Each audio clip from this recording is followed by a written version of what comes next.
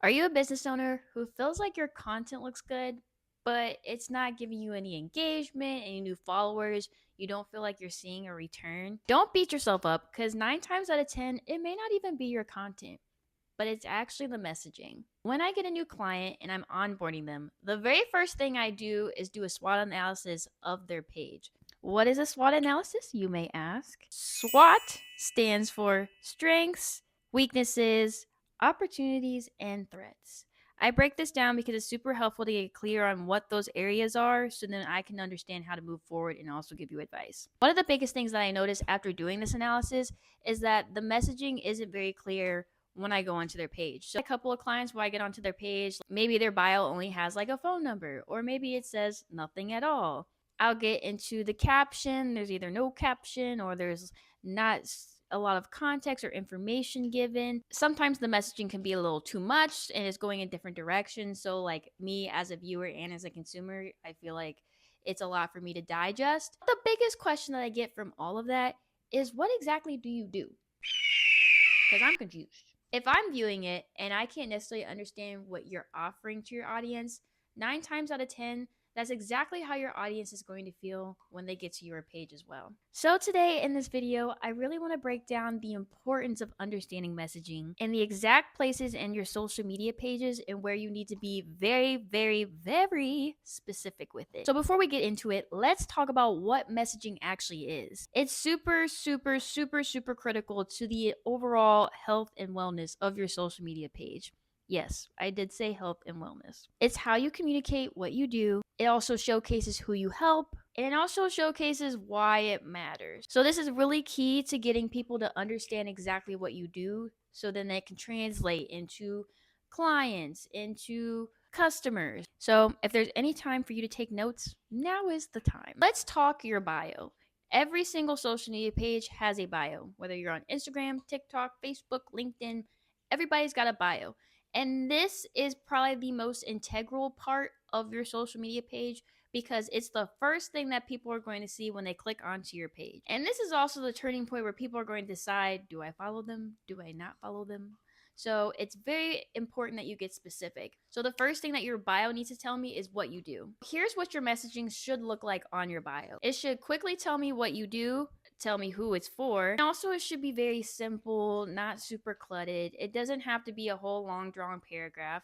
It could be a few short bullet points. I'm going to use my page as an example. So starting out, I have my tagline so you know exactly who I'm talking to and who I'm trying to work with. So my tagline is helping business owners show up authentic and confident online. So I not only have who I'm trying to attract, I also have what my end goal is and what I want to accomplish with that specific audience group.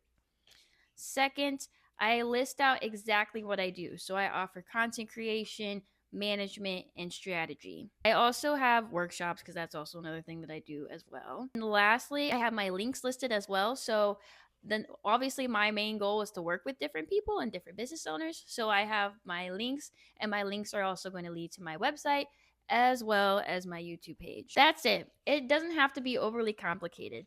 I would definitely try to avoid using super long sentences, being superly or overly descriptive. And also, my rule of thumb, don't assume that people already know exactly what you do. If you're trying to generate more consumers, you need to break it down as if it's a brand new person every single time. So, your main people that you've been working with may know who you are, but the goal is to try to reach more and attract more people. My second section that I really need you to focus on, it's your captions. This is also where a lot of people can also lose their audience. Obviously, the content is the focus, but a lot of times people, they don't want to look at the whole video or they don't want to read the entire post that you have.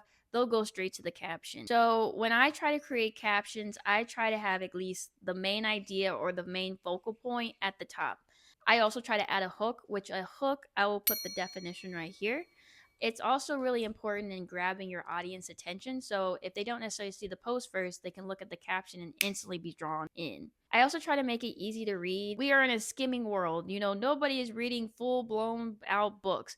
But also with social media, longer captions are doing better if people are invested in the content, but that's a whole nother story. To make it simplified, I try to just have the main idea, make it easy to read. So if I have more than two sentences, then I try to separate them, which I'll give the example here. That way, it's easy to read so they can get the gist of what you're trying to do. And then I have a call to action, which every post should have a call to action to some extent.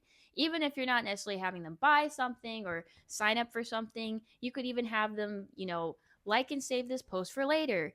Comment what your favorite thing is or what you liked about this post. It could be as simple as that. Like that, you should always have an action for your audience to do. At least if you're posting on like Instagram, Facebook, LinkedIn.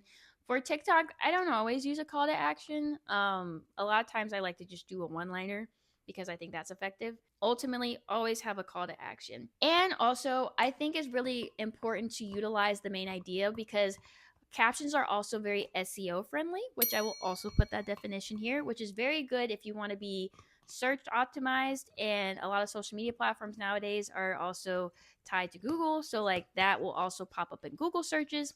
And also, if people are looking for that specific topic that you're talking about or your content is explaining, that will also pop up as well. So, try to also find the main idea of the video or of that said content that you are posting. Don't feel like you have to over explain yourself or over explain the video. Let the video or the content do the talking for you. I think people always ask, whether or not they should use a shorter caption or a longer caption. It depends on the post. If I do a post, which I'll show an example of like a one liner, then I'll put check the caption and I'll put more information in the caption as far as what I'm trying to say. But if it's like a longer video, then I'll just do a shorter caption.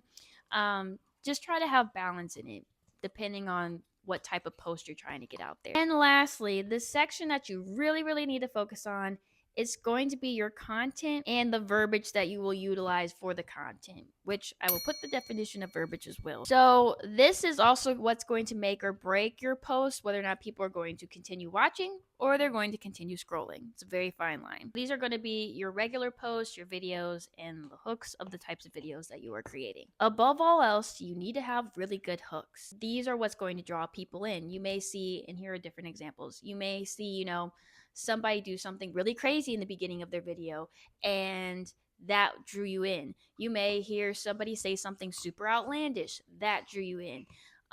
Or you may heard somebody say something that really made you think, really was thought provoking, and that made you stop. That's how you kind of have to think about it. You have to, I say this all the time to my clients, you have to put yourself out of the shoes of the business owner and put yourself in the shoes of the consumer.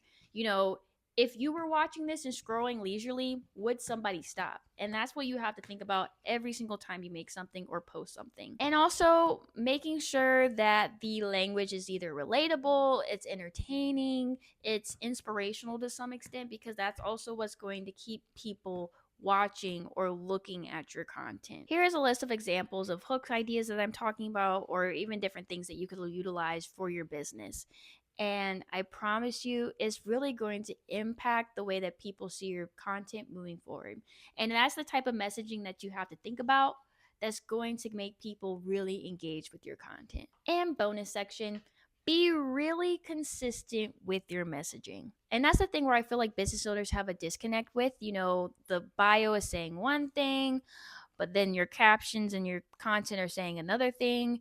And then also, don't let us be, a multi hyphenate type of business. Then, we're focusing on trying to sell this or showcase this or get people to listen to this. And social media is super oversaturated as itself. So the goal is to make it simplified for them as well when they're watching whatever they're seeing. Your bio aligns with the messaging in your captions, and your captions align with the messaging of your content.